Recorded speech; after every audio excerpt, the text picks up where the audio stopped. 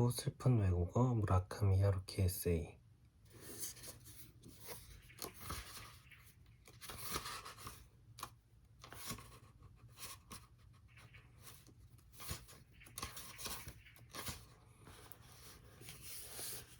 프린스턴 처음에.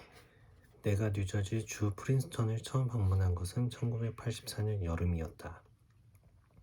암트랙 열차를 타고 워싱턴 DC에서 뉴욕으로 가던 도중에 프린스턴 정크션 역에서 내려 택시를 타고 대학까지 갔다. 1984년이라면 레이건 대 먼데일 대통령 선거전이 열린 해였다. 브루스 스프링턴이 어디를 가도 들렸고 마이클 잭슨이 화상을 입고 은색 장갑을 끼고 다니던 해였다. 프린스턴에 온 것은 프린스턴 대학이 에프스코 피츠제럴드의 모교이고 그 캠퍼스를 한번 내 눈으로 직접 보고 싶다는 아주 단순한 이유 때문이었다. 그 밖에 특별히 다른 볼일이 있었던 것은 아니다. 모처럼 프린스턴이라는 곳을 기차를 타고 지나가게 되었고 앞으로 이 근처에 올 일도 없을 것 같아 잠깐 들러볼까 하는 정도였다. 캠퍼스를 어슬렁거리며 도서관의 특별실에서 그가 직접 쓴 원고를 보기도 하고 거리를 산책하고 프린스턴 모터 로지라는 도로변의 조그마한 모텔에서 하룻밤을 묵고 다시 암트랙 열차에 올라 뉴욕에 향했다. 어쩐지 참 평화롭고 목가적인 곳이구나 하고 느꼈을 것을 아직도 기억하고 있다. 여름방학인 탓도 있어 넓은 캠퍼스에는 사람의 모습이 거의 보이지 않았고 거리도 쥐죽은 듯이 고요했다. 아침 조깅을 할 때 근처에 토끼가 많이 눈에 띄었고 다람쥐도 많이 뛰었다. 또 한 가지 그 여행에서 제대로 기억하고 있는 것은 프린스턴 정크션에서 탔던 택시다. 요즘은 프린스턴 정크션 역 앞에 꽤 많은 택시가 손님을 기다리고 있는 모양이지만 공교롭게도 그때는 한 대도 없었다. 무슨 이유인지 잊어버렸지만 프린스턴 정크션역과 대학을 잇는 작은 연락 열차도 그때는 운행되지 않고 있었다. 당시 프린스턴 정크션역 건물은 아무것도 없는 벌판 한가운데 외따로 서 있었고 주위에는 집 한 채도 없었다. 역에서 내린 승객이라곤 모두 4명뿐이었다. 20대 중반쯤으로 기억되는 여자와 20살 안팎의 젊은 흑인, 그리고 나와 나의 아내였다. 우리 4사람은 역 앞에 앉아서 택시가 오기를 그저 꼭 참고 기다리는 수밖에 없었다. 택시는 아무리 기다려도 오지 않았다. 30분이 지나서 도대체 어찌된 영문인지 점점 걱정이 되기 시작할 때쯤 택시 한 대가 겨우 모습을 보였다. 우리는 안도의 한숨을 내쉬고는 다 같이 합승하기로 했다. 젊은 여자가 운전사 옆자리에 앉고 나머지 3사람이 뒷자리에 앉았다. 운전사는 몸집이 큰 중년의 백인 남성이었다. 이로써 일단은 안심이 되었다. 그런데 차가 출발하고 조금 지나자 내 옆에 앉아있던 흑인이 보스턴백에서 헤어스프레이 통을 주섬주섬 꺼내더니 위아래로 몇 번 흔들고는 그것을 자기 머리에 뿌려대기 시작했다.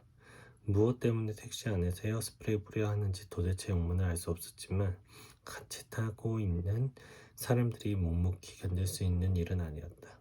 아무리 지나도 그 짓을 멈추지 않았다. 이윽고 운전사가 차를 길가에 세우고 내리더니 뒷문을 열고는 이봐, 당신 여기서 내려 하고 그 흑인에게 고함을 쳤다. 흑인은 잠깐 동안 중얼거리며 저항했지만 운전사가 워낙 터프한 타입이었던지 머뭇대다가 보스턴백과 스프레이를 들고 얌전히 차에서 내렸다. 겉보기로는 잘 알 수 없었지만 약 같은 걸 조금 한 모양이었다. 운전사는 다시 차에 올라타고는 아무 말 없다는 듯이 나머지 3사람을 시내까지 데려다 주었다. 옛날에는 저런 놈들은 오지도 않았어요 하고 운전사는 잠시 후 우리에게 내뱉듯이 말했다. 그런지 비즈니스 단지인가 뭔가를 이 근처에 유치한 탓에 저런 놈들이 자꾸만 오게 되었죠. 몇 년 뒤엔 이 주변도 어떻게 되려고 이러는지 원. 그때로부터 7년 후에 나는 다시 프린스턴을 찾게 되었다. 이번에는 장기간에 걸쳐 대학에 체류하기 위해서였다. 내가 어떤 미국인과 만났을 때 몇 년 전 프린스턴을 방문했던 이야기를 하면서 가능하다면 그런 조용한 곳에서 그 누구로부터 방해받지 않고 느긋하게 소설을 쓰고 싶다고 지나가는 말처럼 한 적이 있었다. 그랬더니 그가 그렇다면 하고 프린스턴 대학 관계자를 만나서 이야기하고 일을 재빠르게 처리해 주었다. 이봐, 프린스턴 대학이 자네를 초청해준대. 살집도 정해놓았대. 짐을 챙겨서 내년 1월 말까지 그쪽으로 가보라고. 아무튼 일이 빠르게 진행되는 것은 미국의 장점이다. 그것을 1990년 가을의 일이었다. 우리는 다시 허겁지겁 짐을 챙겨 미국으로 갈 준비를 시작했다. 나와 아내는 3년간에 걸친 유럽 체류를 끝내고 그해 초에 막 일본으로 돌아온 참이었지만 뭐랄까 영문도 모르는 사이에 다시 외국으로 이주하게 된 것이었다. 좀 지나치게 서두르는 느낌이 들긴 했지만 프린스턴에서 살 수 있는 모처럼의 기회를 놓치고 싶지 않았다. 1월에 미국 영사관으로 비자를 받으러 갔을 때 마침 걸프전이 시작되었다.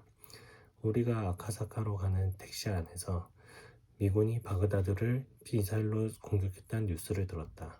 그것은 우리에게 좋은 조짐으로 생각되지는 않았다.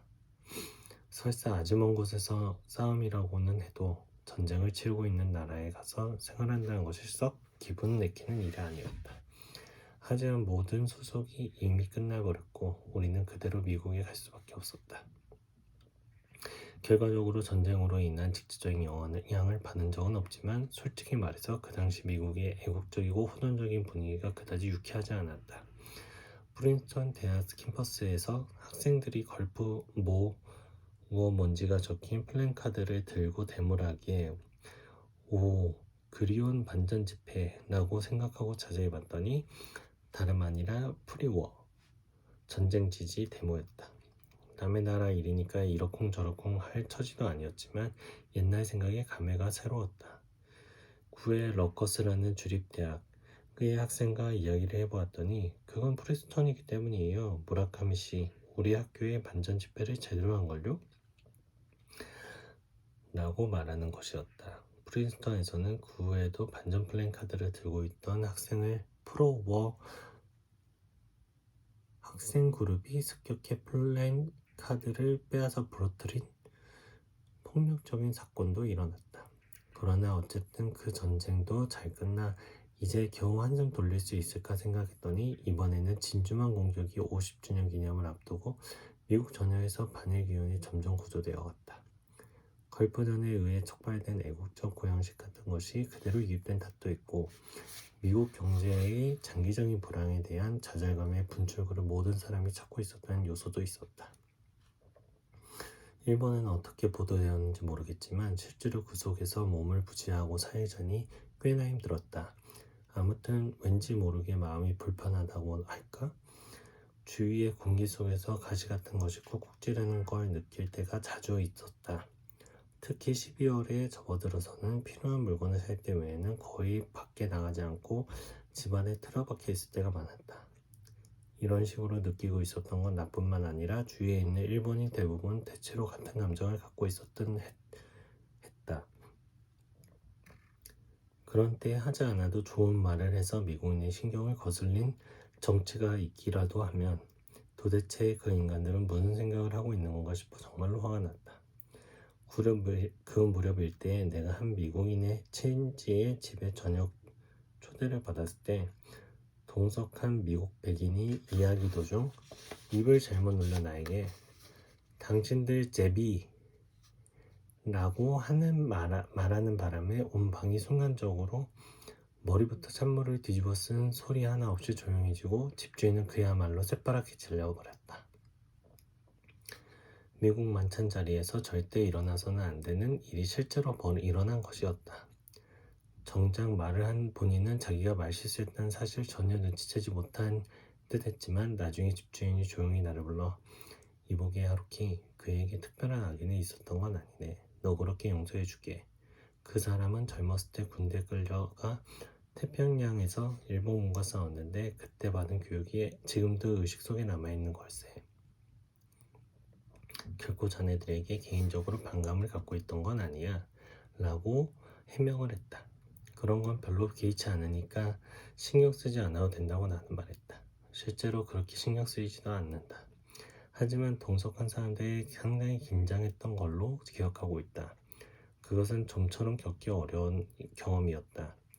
일본에서 비슷한 일이 일어났다면 어떻게 됐을까? 그런 일도 있고 해서 처음 1년은 이것저것 신경이 많이 쓰이는 한 해였다. 그것은 미국인에게도 우리에게도 힘든 한 해였던 것 같다. LA 폭동이 일어난 것도 바로 그 뒤였다.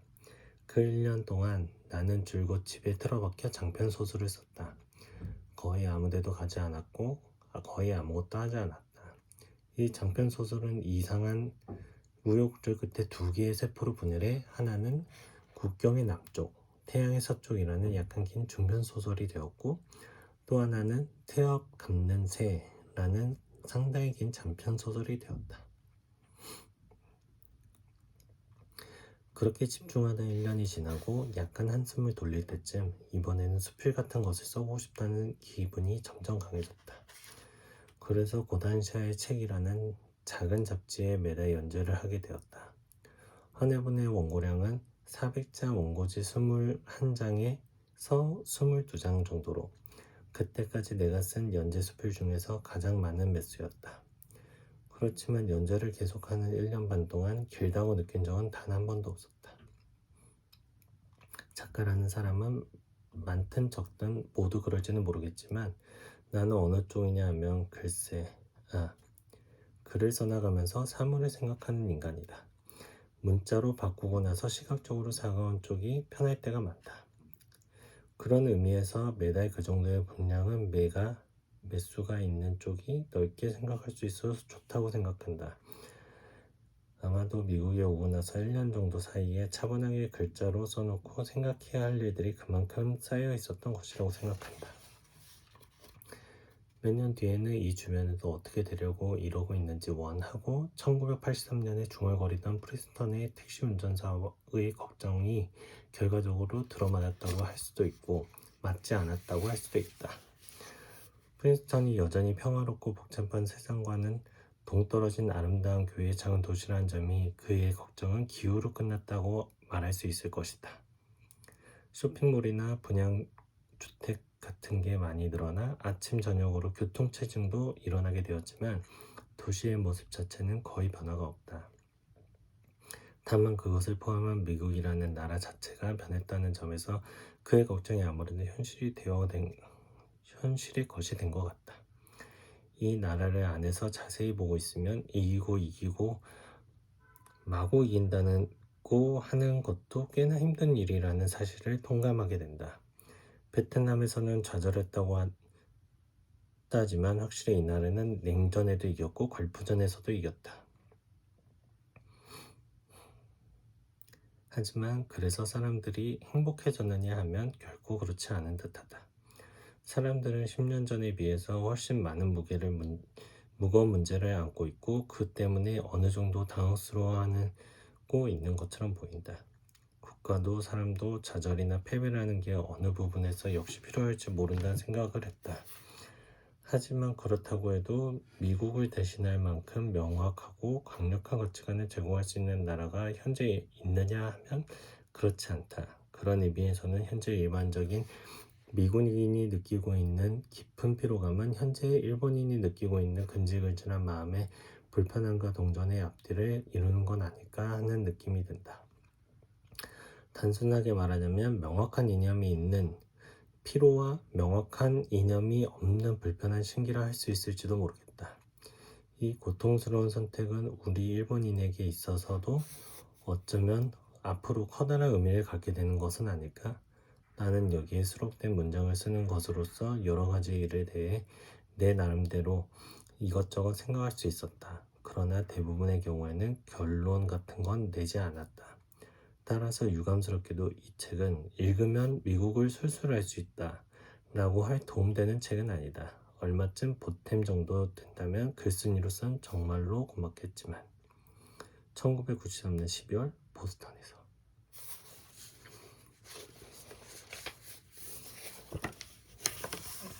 이렇게 귀여운 사파가 있습니다. 이 사파 그리는 분이 계속 했던 걸로 기억하고 있어요. 하도 책을 안 읽어서 올해부터는 매일 15분씩 소리 내어서 책을 읽기 위해서 이렇게 유튜브 촬영을 시작했습니다.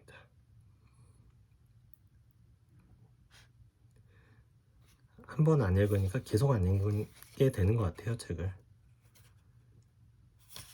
오늘은 여기까지 하겠습니다.